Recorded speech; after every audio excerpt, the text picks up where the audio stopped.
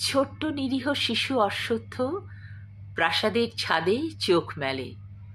প্রাসাদ তখনও নিশ্চিন্ত ঘুমে জাঁকজমক মহলে।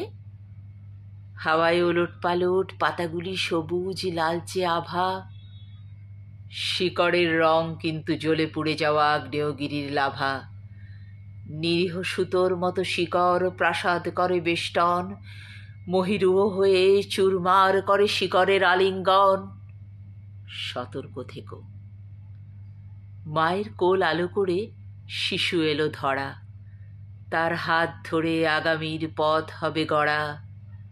সমাজ পরিবেশ থেকে আহরণ করা মানসিক পুষ্টি, পাপ পুণ্য ভালো মন্দ বিচার করার সঠিক দৃষ্টি।